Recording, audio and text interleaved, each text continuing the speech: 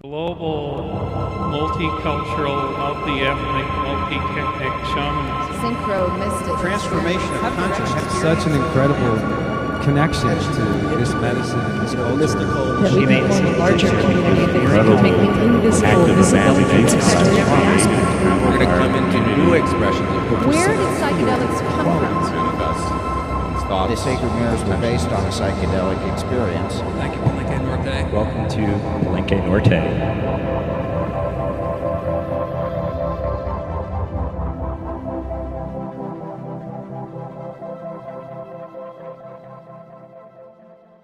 Welcome. Well, this is exciting. We're getting ready to close out the day here with Ken Adams, who is the producer of the Terence McKenna Experience movie. Ken's going to talk about the movie, and then we're actually going to screen it. And we'll get the crystals glowing for you and kick off what will be surely another awesome night on the playa. So thanks for being here. And with that, I'll hand it off to Ken. Thank you for being here. It's wonderful to be here. All these guys have worked really hard to get this thing together. It's an amazing amount of effort to put on behind the scenes for these few hours of being together. And I want to thank you a lot, Pez. It's been really great to be here. And thank you for the invitation. Are we going to light the crystals? Okay. Okay. I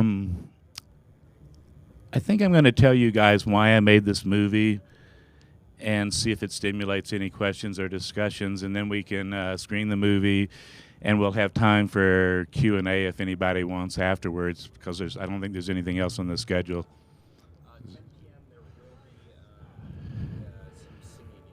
Okay, cool. So I think we'll still have time for that after the screening. The movie's about an hour, and it's an experimental movie that's a giant montage of thousands of images and videos, illustrations, ephemera, artifacts. And it's catalyzed by a series of videos that I shot with Terence McKenna between 1989 and 1993. Is that our music? Okay. I was thinking that was pretty dramatic, Tom. I want to thank Tom also. Tom is the guy that puts together a lot of the technical stuff for this stuff, and he's also become my fashion advisor and allowed me to wear this groovy shirt of his so I wouldn't look like such a hick. So thanks again, Tom. He likes to be called Skittles, by the way, so give him some love later. So Terence and I met in about the late part of 1989. I had written a grant to get a computer to do experimental media with, and as soon as I got it, basically I went to one of my favorite LSD dealers and asked him if he knew how to get in touch with this guy, Terence McKenna, and his number was literally laying there next to the phone. So I called him in real time, immediately got a hold of him in Esalen, told him I was an artist that was going to spend the rest of my life making psychedelic media with computers, essentially. And he said, come down to Esalen tomorrow and let's start some shit. And it was really that simple. And I spent the next 4 years working with him very closely on a bunch of projects. We released several movies together. We did one movie called Alien Dreamtime that was done in San Francisco in 1993, and it was done during a 48-hour rave in a warehouse. And Terence did 2 hours of spoken word that we later turned into a CD and a movie. And it was all done under the very intense presence of the San Francisco police. That's really where this movie sort of starts off for me. Is I left that scene at that time for various reasons, including that I had a child and things were getting very intense in the scene, and there were things that were attracting the attention of both authorities and weird people that I didn't want to have in the middle of my family. So I left and I went to Austin, Texas, and went through family years raising a family there, and did my work under different names and different kind of circumstances. 4 years ago, I was camping out in the Rockies near Fort Collins with my family, and I had a brand new camera, a new high-def video camera, so I was trying to capture some very close footage of the fire, and I was wearing my glasses, but in spite of that, an ember found a way to fly through the air and land on my cornea, and it burned my cornea away instantly, and I had to go into Fort Collins and find out what was going on and then get surgery. And they cut off my cornea and said that if I would wait about 5 days in dark silence, I could probably resume my vacation with my kids if I would wear a pirate patch, that kind of thing. So I sat in this dark room for these 5 days trying to meditate and breathe as calmly as I could, because it was very painful to blink my eye at any kind of sound or any other kind of distraction.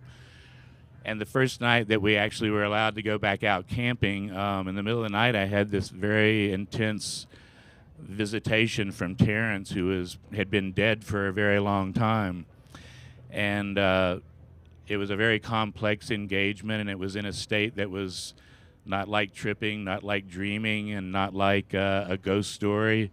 And I don't have any other ghost stories to tell you. I'm not really particularly superstitious, and I'm not quite sure what to make of the story even after I tell it.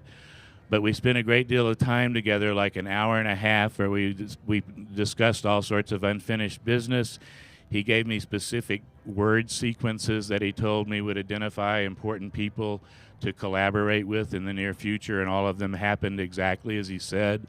He gave me all sorts of suggestions about things that I had forgotten about that you'll see in the movie.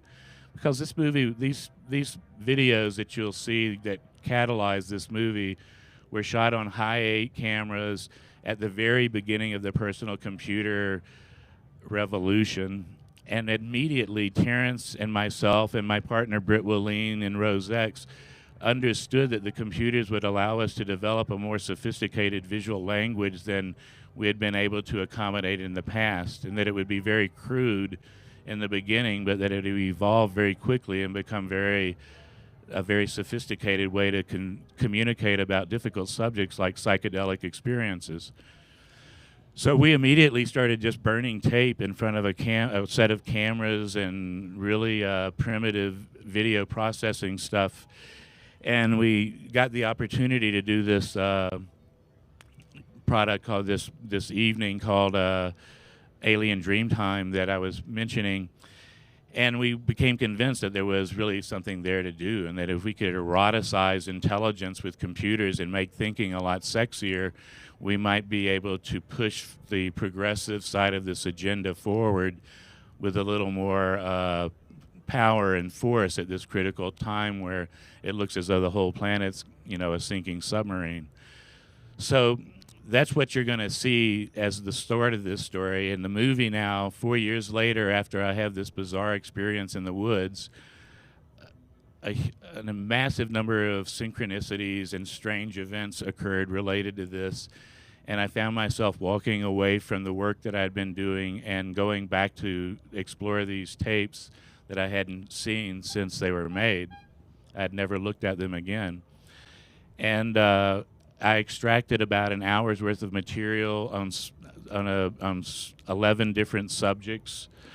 And you'll see that each of these is embedded into a collage of hundreds and sometimes thousands of other images that are revealed in a 3D space that I think is pretty unique and specific to the psychedelic experience, and learning to articulate between ourselves, between experienced people that know about psychedelics, to try to learn to communicate at a more expressive level than repeating our trip stories to each other, which is a sacred pastime. I'm all for it.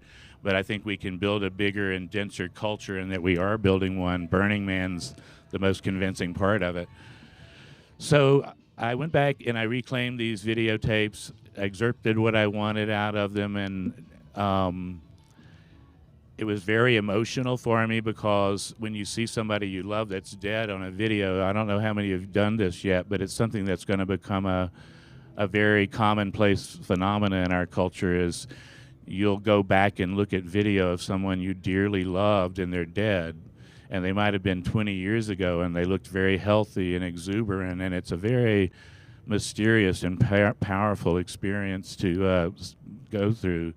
And in this case, it would blow me away. Every time I'd get through with scanning a tape, I'd have to quit and go away from it for a few days because it was so weird and emotional to see myself and Terence and my, partner and feel this incredible energy and optimism at the beginning of this revolution and in the middle of all this psychedelia beginning to happen. And then to see this long jump in years to now where I'm almost a 60-year-old guy, and there's been a whole segment of my life led where I basically had to try to pretend to not be psychedelic so that I didn't get in trouble where I lived in Texas raising my family. So this movie in some ways is my coming out ritual and ceremony that I made for you people. Literally, to come here to Burning Man and do this is definitely a dream come true and a prayer answered, many, many prayers answered. So for each of you individuals that are out there hearing my mumbling, thank you from the deepest, most essential part of my heart and being for being here and for being part of what all this whole scene means. It's incredibly important, and I love you all for who you are. You wouldn't be here. So thank you very much for that stuff.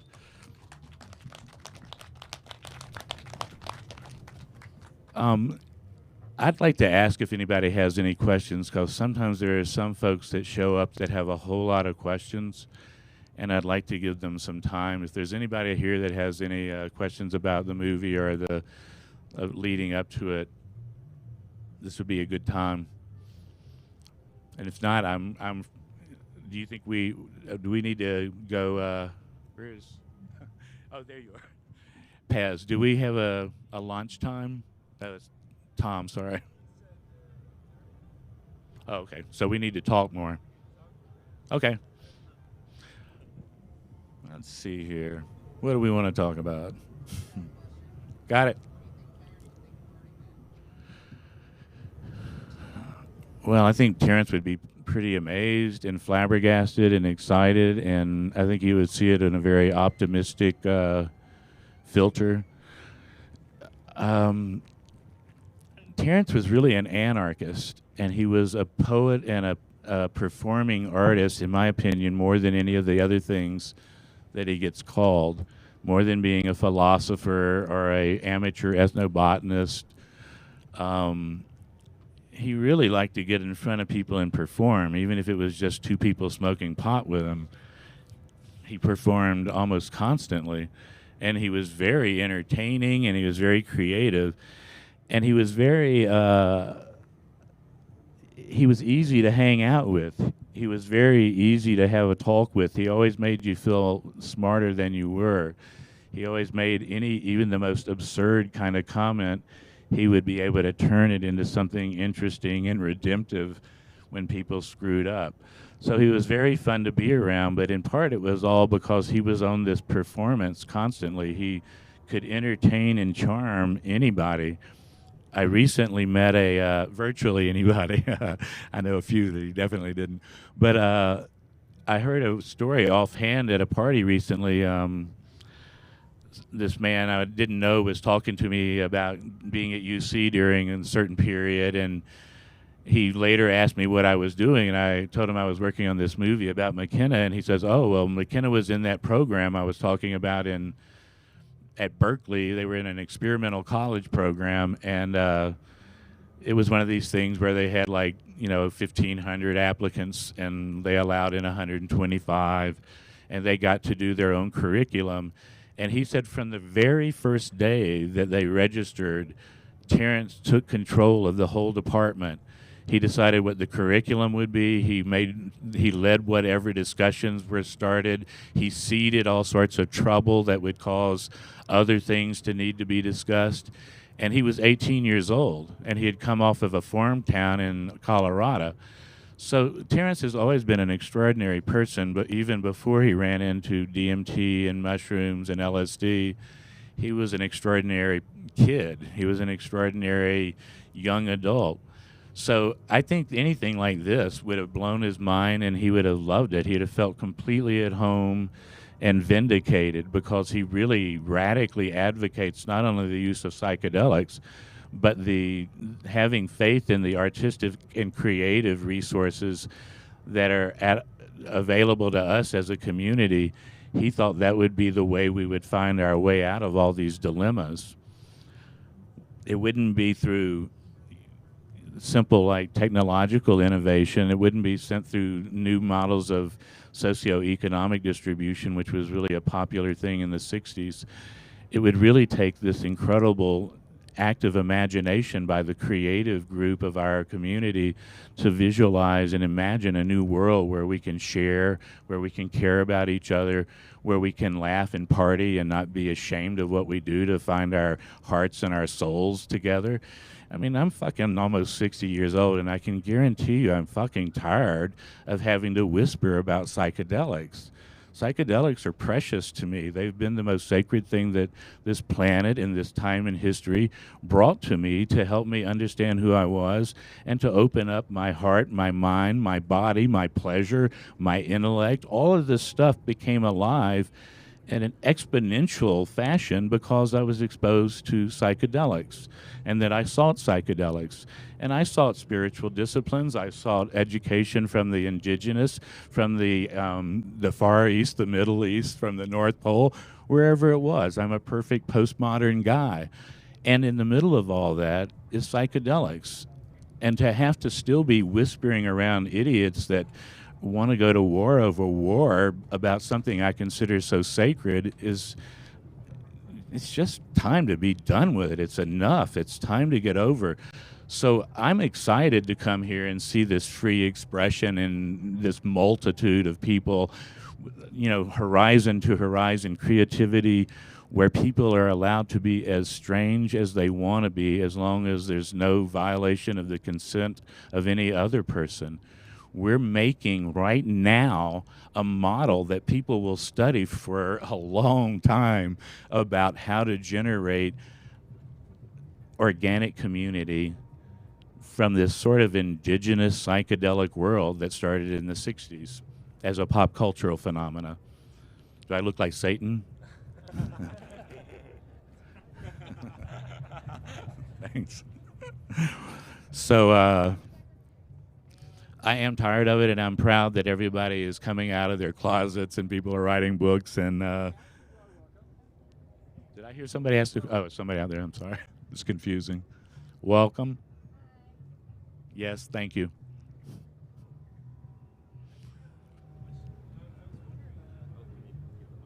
Yeah.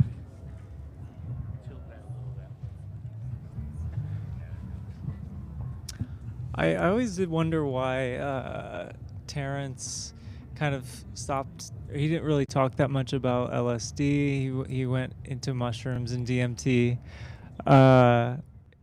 Why was it? Do you think that Terence didn't talk much about LSD? It was mostly the tryptamines, and was that because of he favored it, or was it some political reason? Can you turn the mic up a little bit? Thanks. The question was, why did Terence not speak more to LSD, and what do I know about that essentially? The interesting thing about McKenna is that I learned more about him, you know, every time I do a screening, someone comes up to me to tell me some secret knowledge about Terence. So I learn things about Terence all the time. And I also can tell by the way the story is getting told by his brother and by Bruce Damer, my buddy. by people in his family. Everyone has a different story about who Terence was. And everyone knows different parts of it. And I know parts of it that have to do with criminal behavior that I personally was engaged with that make me understand a lot of things in his life differently than the folklore part of it. So there was pressure on Terence at different times in his life to provide for a family. And like Charles Shaw was just demonstrating so proudly here on this stage last hour, smart people that don't have enough money to feed their kids will consider all sorts of things to do. So I think that's enough for me to say about some things, but I just want to tell you, Terence knew a lot about LSD, and Terence did a great deal of LSD, and Terence had played an important role in the popularization of LSD in a way that no one's writing about and probably never will, and completely anonymously, and it was a way that led to all sorts of trouble at some different points in his mid-career. So LSD was something that he had to touch very gingerly because of things that he was involved with and knew about, and it makes perfect sense to me that he wouldn't be blowing the trumpet a lot.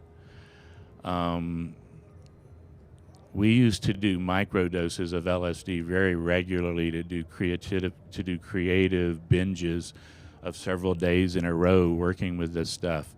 So we would do little micro chip, 10, 25 micrograms of very, very clean, pure LSD, and you can do it more often without having the effect die off so dramatically. Like if you do a lot of LSD several days in a row, the effect drops off dramatically very quickly. But this stuff would allow us to just feel energized, vitalized. We had fresh ideas. We spun them around this way and that way. And we just had this attitude that we were in the beginning of something important, and that if we just rode this wave with computers and psychedelia, we would be able to be part of this awakening of a new culture that could begin to address all this crazy shit out in the world that's going right now unaddressed by most folks. So DMT then comes into the picture after Terence. I don't know how many. Does everybody here know who Terence was? I mean, I just kind of. Is there anybody here that doesn't know Terence? Okay, I'm sorry. I should really consider that. I just presume that when I go to these screenings, everybody knows this guy. But he was, he's actually a relatively obscure guy out of this very immediate circle of this tribe.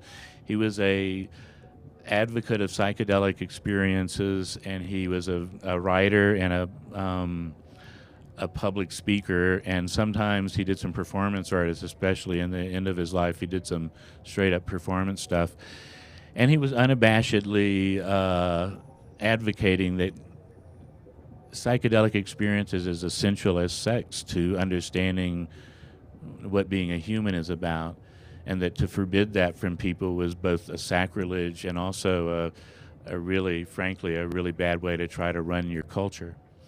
So he died in 2000, and he's become a phenomena on the internet where he's far more widely distributed and discussed now than he was while he was still alive.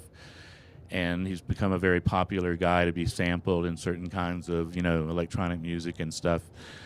So he's a hero to a bunch of people that are interested in psychedelics that aren't necessarily interested in reading books.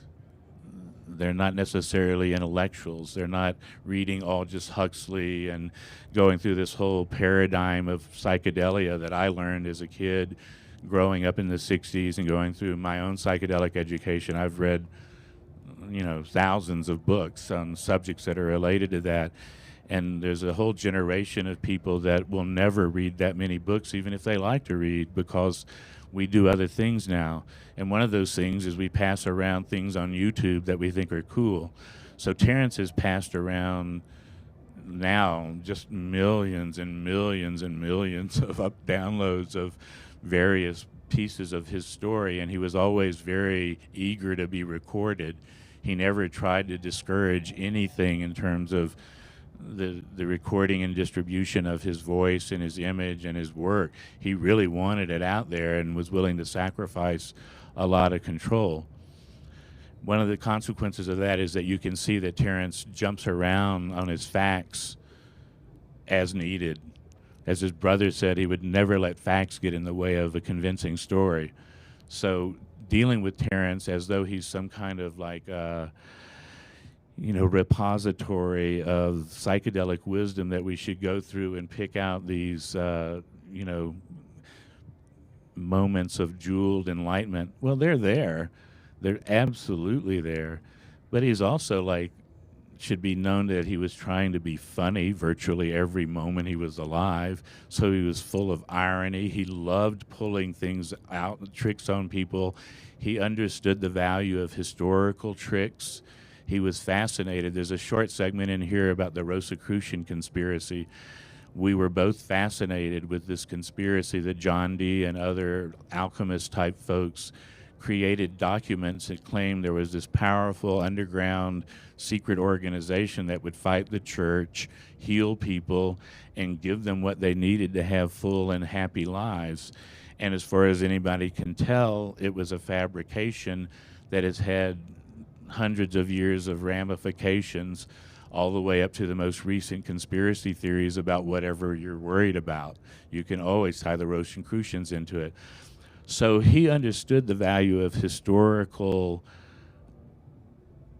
I don't want to call them hoaxes because they're more clever than hoaxes. They're instruments, they're devices.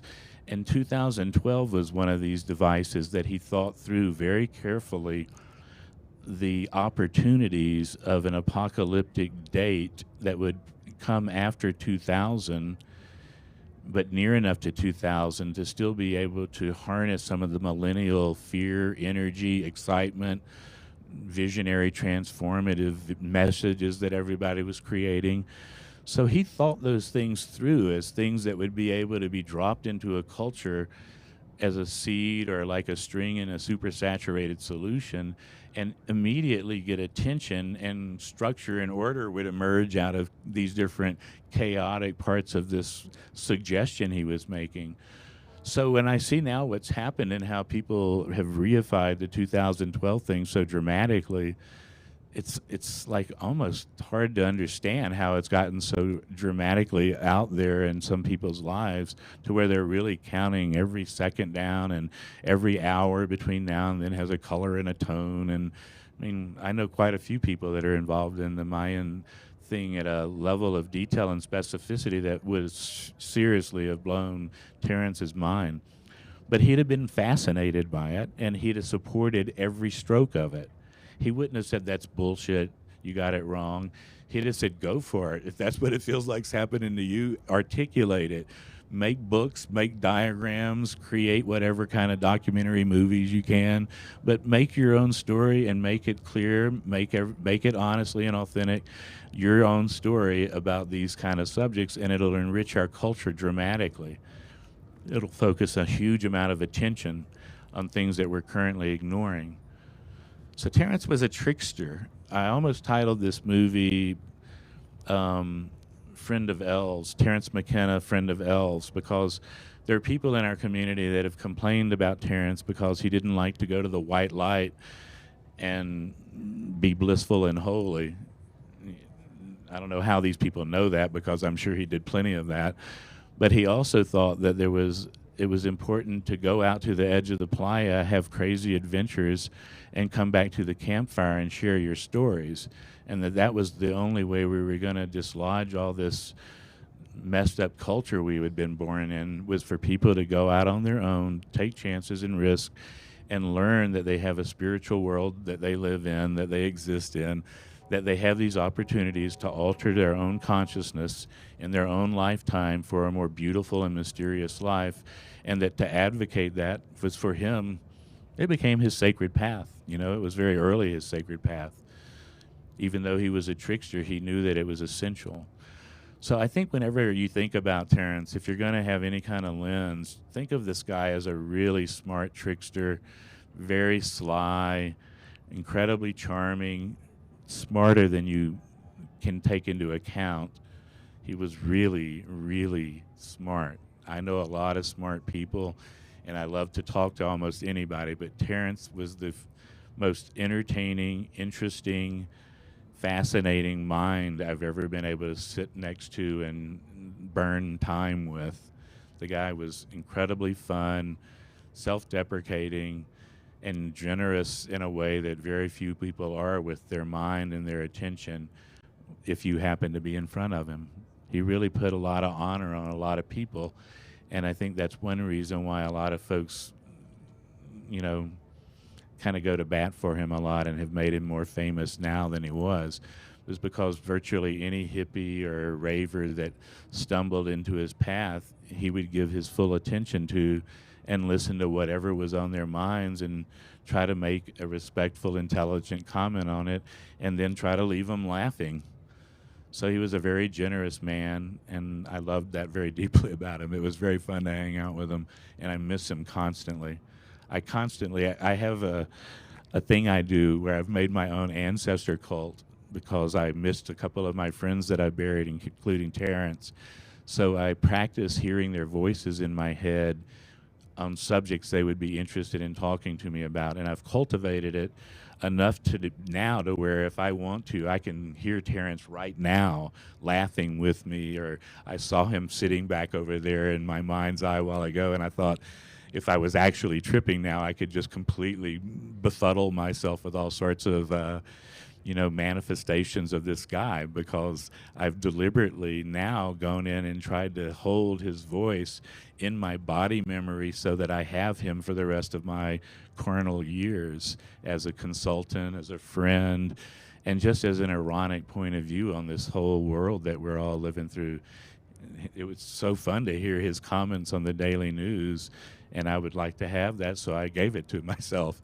I have another friend that tried to bring me to Burning Man several times in ill-fated trips, Nick West, who I want to honor here on the playa, that I loved intensely, that helped start the Apple Media Lab, and same thing. He passed away from another kind of cancer. This fucking cancer is killing everybody that it can, and we ought to fix it. But he also,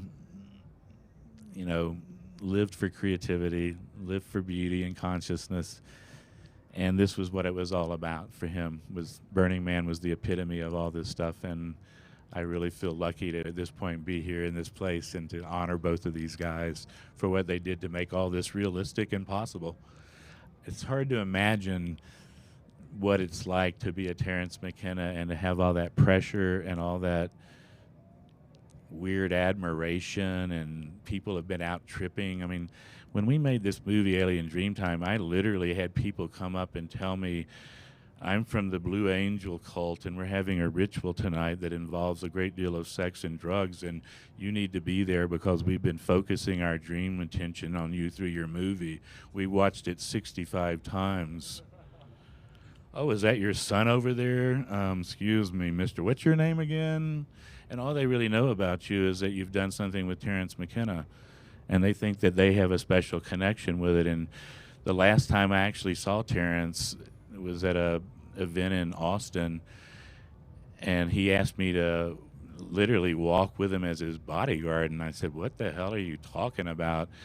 And he had just been attacked by somebody at a book signing that had lost a lover after doing psychedelics. For whatever reason, they had committed suicide, and she blamed Terence. And so she lunged across this table in a bookstore and tried to choke him, and people had to pull her off. And his next stop was Austin, and he was just like freaking out and rattled about it. Well, it's not fun to be at the front end of everyone's hallucinations and fantasies about who you are and what you're doing, and is he something from outer space, or has he got a special message for me? It's a very heavy weight for people to live with, and I know it cost Terence a lot of pressure on his family. I know it did with Tim Leary. It did in my family. Charles, that was on stage earlier tonight, it's still Daniel Pinchbeck. Every one of these people that's willing to stand up this high and say, I'm advocating psychedelics, Go to the the Wikimedia thing on psychedelic advocates, and there's like 28 people there from the whole spread of history. There's not a lot of people that are going to get out in public and do that. And the fact that they do and have, I think we ought to respect and, find a nice way to treat them as elders and give them a lot of forgiveness for the things they did that were fuck-ups, and give them a lot of understanding that to carry all that kind of ambiguity in one human personal life is virtually impossible. And it does not happen without suffering. It doesn't happen without sacrifice.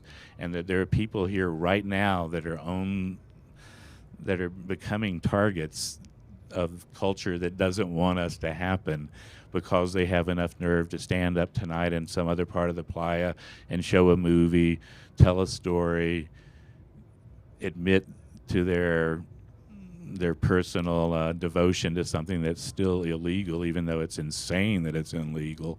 It's still illegal all over the fucking place. Maybe not Portugal. So I have kids. I have 16 and 18-year-old kids. Terence had kids that were becoming teenagers when I was hanging out with them.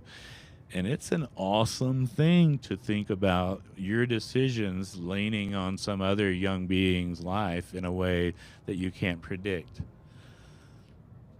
So give those guys some slack. When you see these guys fighting in public on these panels and stuff, if you do, I hope you won't. We were talking about this earlier, and if you see people in this semi-celebrity role as suburban shamans and stuff getting a little over their heads and losing their emotional clarity, it shouldn't be a surprise. They're really out on the edge by themselves, and there's a lot of pressures on them. So support them, encourage them, give them hugs. All the women out there, give all these weird guys that are holding these microphones hugs, but then next, get up on the fucking stage. Is there a pregnant woman in the house tonight?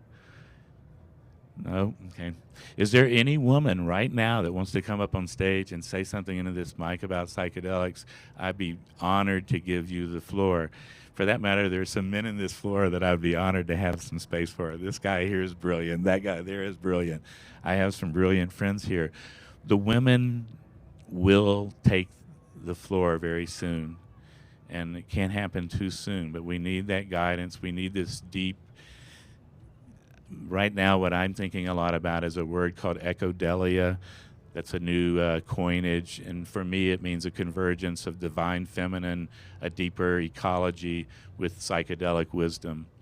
And I think it's emerging out of this culture very quickly, and everywhere I go I find these powerful, strong women that are beginning to take over the decisions of how to do this and why to do it, and it's happening all over the country where these small festivals are coming up. Some of them are only 100 people in a cow field, but they're doing it because of the playa and because of all this incredible romance and myth that you're building by coming out here in this, incredibly bizarre environment together and creating something out of immense faith and heart.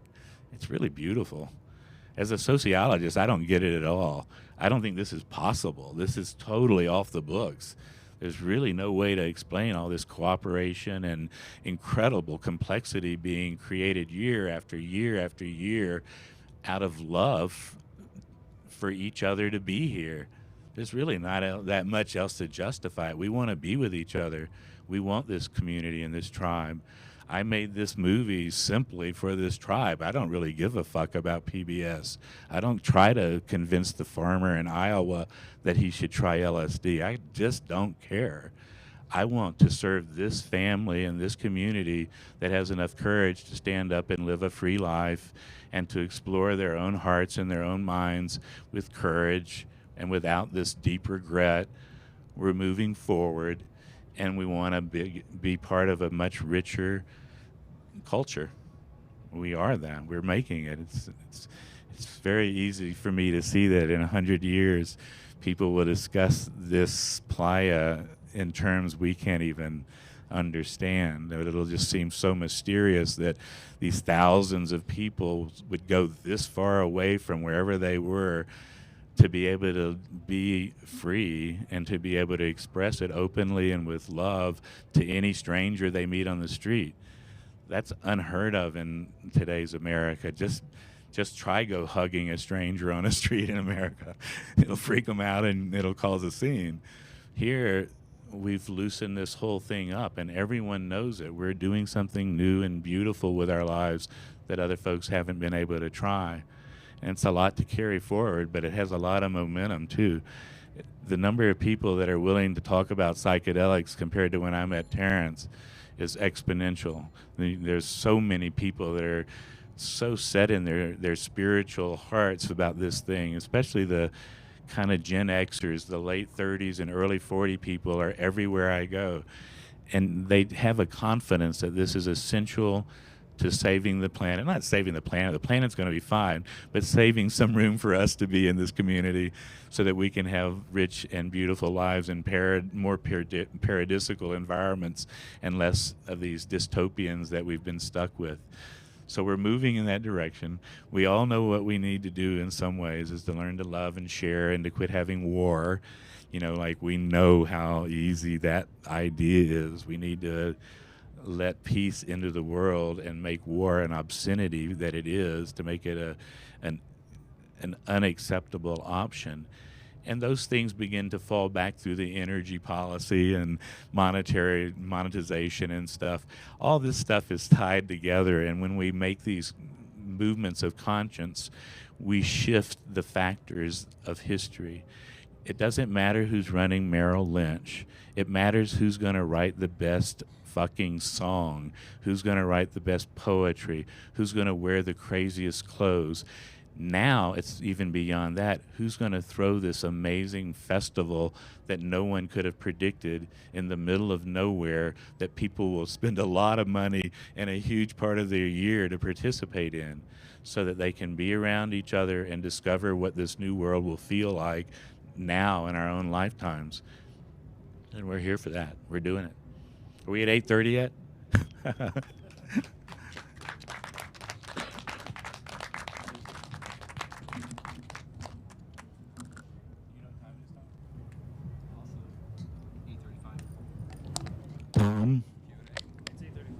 Okay, cool.